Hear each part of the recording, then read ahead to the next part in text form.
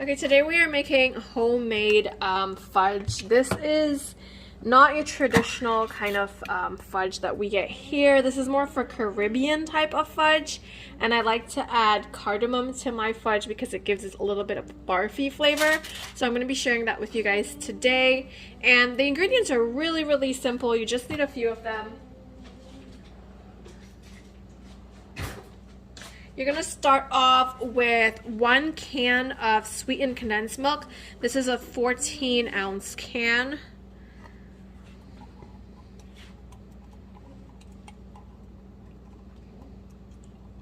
It is still really delicious, so if you've never tried it before, you can definitely give it a try. So 1 14-ounce can of sweetened condensed milk, and then you're going to need 1 cup of sugar.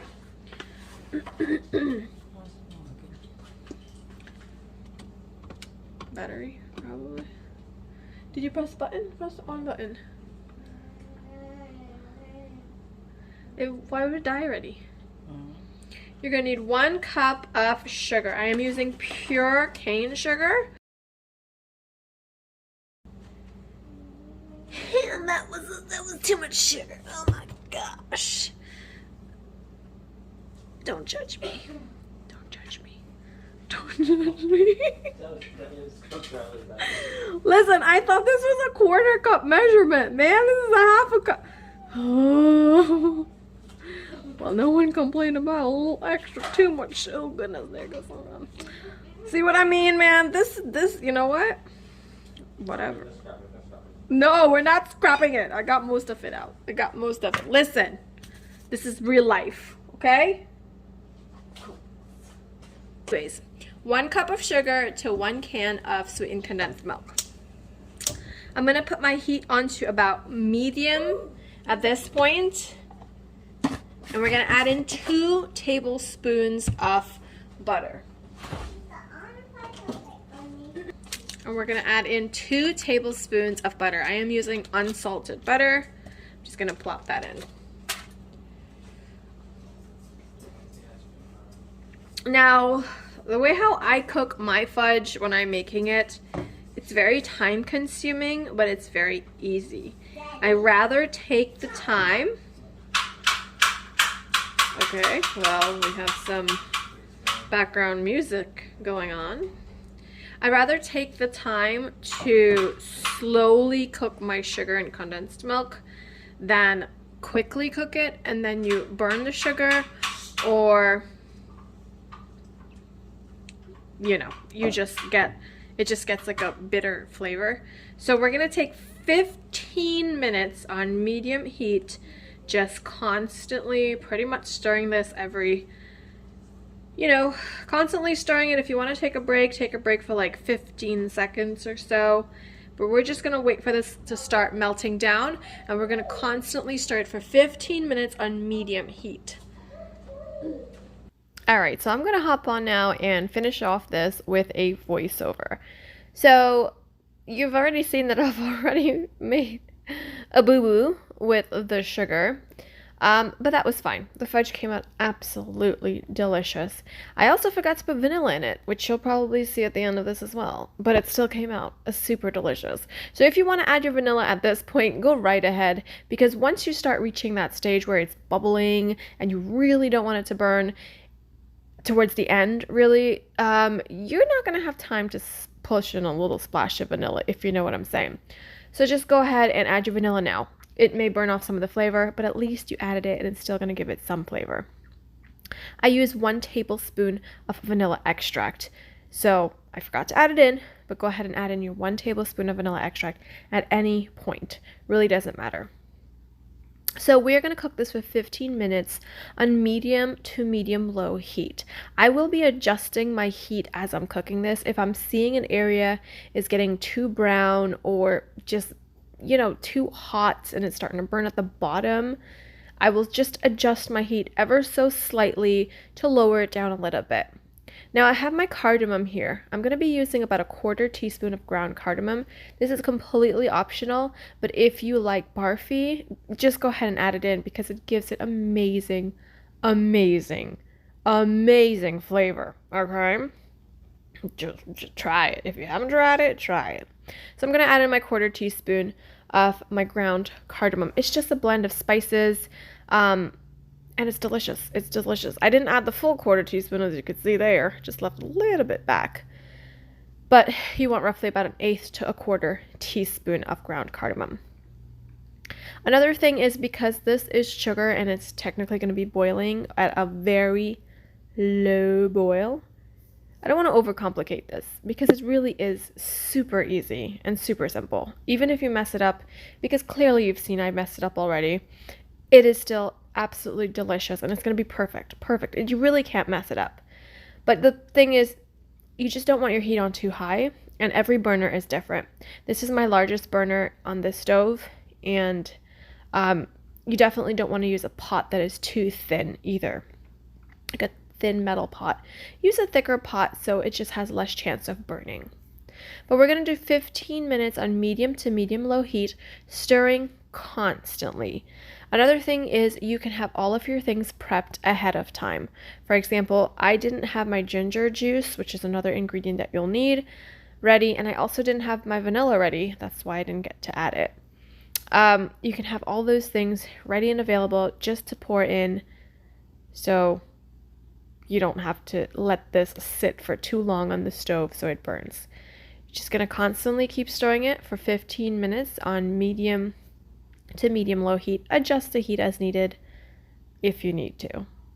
You just don't want to see any too big dark brown specks forming before, it starts to really brown and darken.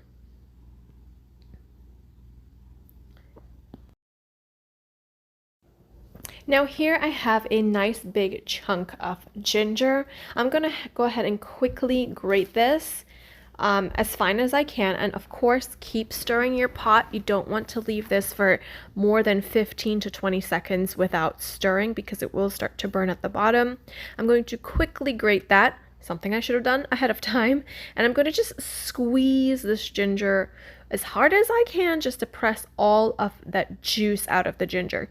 You're looking for about 1/4 teaspoon of that ginger juice. You don't want too much ginger juice because it can be kind of spicy. So just squeeze as much as you can, and you're looking for about 1/4 teaspoon of ginger juice.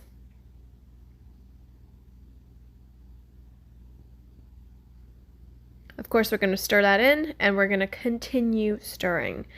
My heat was on low because I actually had to grate my ginger and I had to go wash my hands real quick. So I just lowered my heat all the way down. Again, adjust your heat as needed, but you don't want your heat on too high. I feel like I'm overcomplicating this. I really felt like I was going to redo this video, but honestly, I kind of wanted to put it up as is because to show that even if you mess up, it's still going to be delicious. It's still going to be absolutely perfect. It's really difficult to fail. Just don't have your heat on too high. Use a pot that is on the thicker side so it doesn't burn easily. And we're going to stir this for 15 minutes on medium to medium low heat, stirring constantly.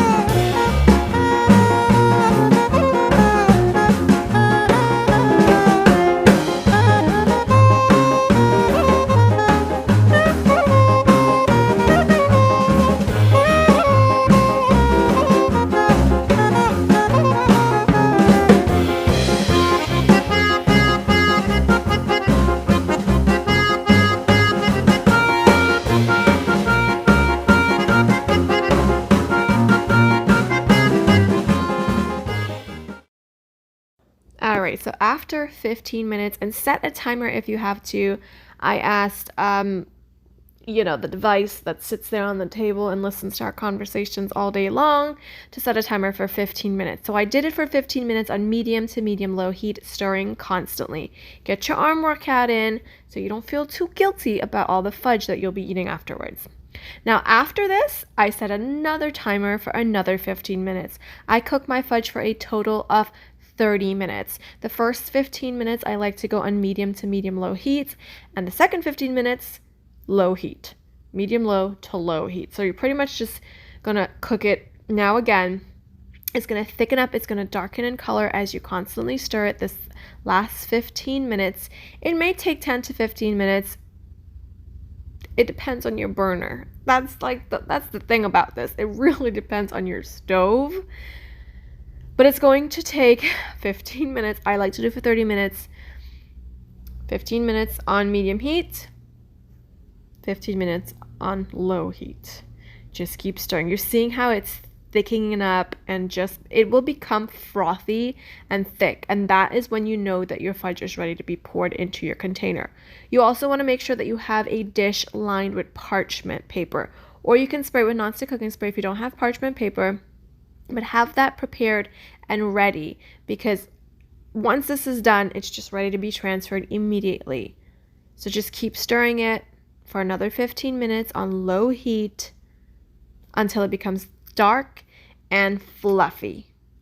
For the second 15 minutes of cooking this fudge, you don't want this to just sit there. If your heat is on too low and it's just sitting there, it's not doing anything. You want this to be on a slow boil. So that's why if your burner is too small, or if it gives off a very little heat, you can see I increased my heat up just a little bit there. You don't want this to just stay dormant. You want it to have a very low boil with like a one bubble here, one bubble there, one bubble there.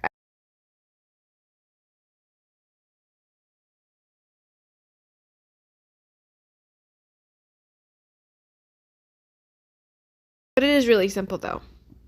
And even if you mess up, you'll still have delicious fudge. There we go. You see you have one bubble there, one bubble there. That's what you're looking for. You don't want it to just sit there and not doing anything at all.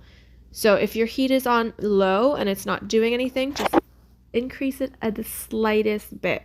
So you start having those little one bubbles here and there as that way you know your sugar is cooking and not just sitting there warming.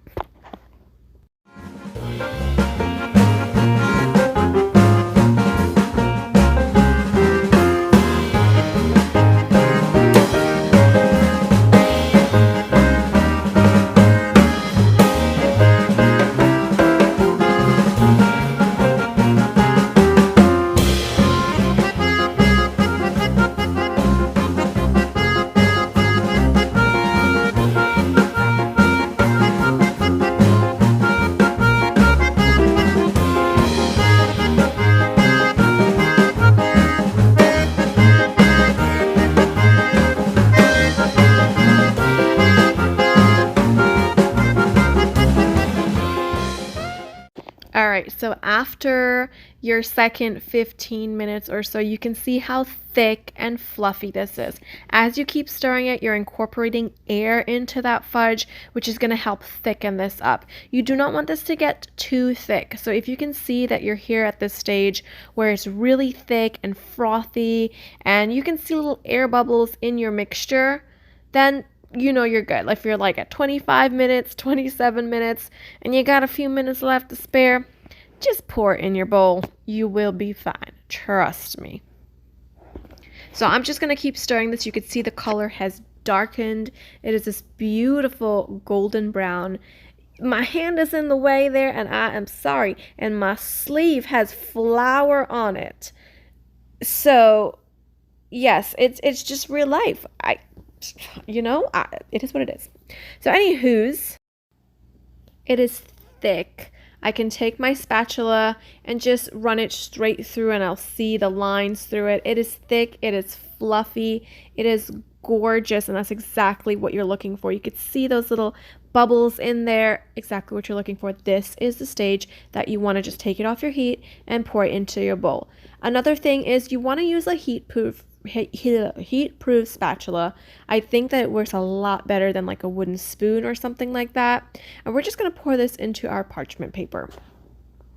Now I like to use a dish that is longer, so that way I can get thinner pieces of fudge. And the thinner the pieces of fudge is, the faster it's going to take to cool.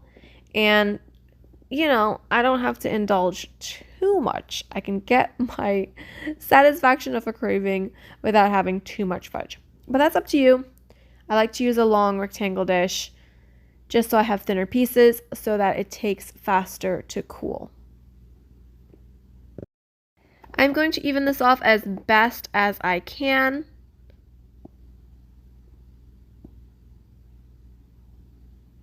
Again, you do not want to overcook this because your fudge will become too hard. It'll still be delicious, but once you start seeing it thickening up, you know that's your indication that you're ready to take it off. When it's starting to get thickened up and just have those little bubbles and frothiness, that's what you're looking for. I'm flattening this out as best as I can, and what I like to do is I like to take another piece of parchment paper and place on the top of this. Now this is hot sugar, so you do not want to touch the hot sugar because I will guarantee you shall get burnt, and you don't want that, I'm pretty sure. So I'm going to take another piece of parchment paper and carefully place it on top. Use a towel. There, I got burnt. I got a piece of sugar on my hand. Happens all the time. I'm going to take like a kitchen towel, or you can use an oven mitt, and just flatten this down to make the top as even as you possibly can. That's all. Doesn't have to be perfect, but just even it off as best as you can.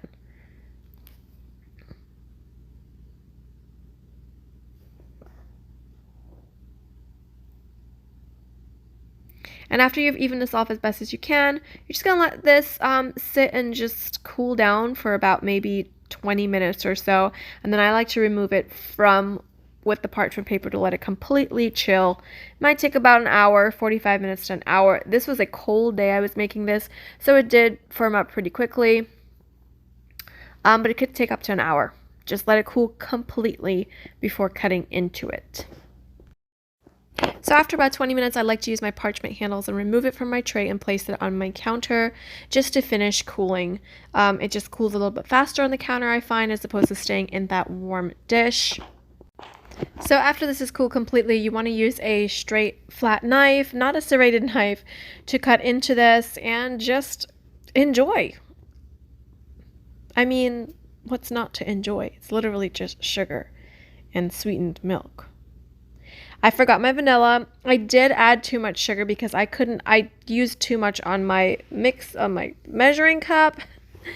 So I did add too much, but still it was absolutely delicious. And that, my friend, is what matters.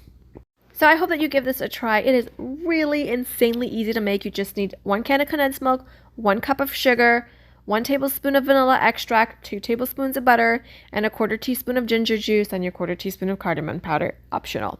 I will have that listed down below for you. It's really simple, handful of ingredients, and delicious. You really can't fail.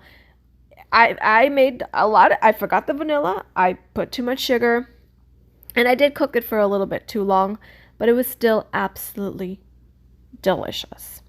I hope that you give it a try. And if you enjoy it, let me know down below. I will see you next time. Bye-bye.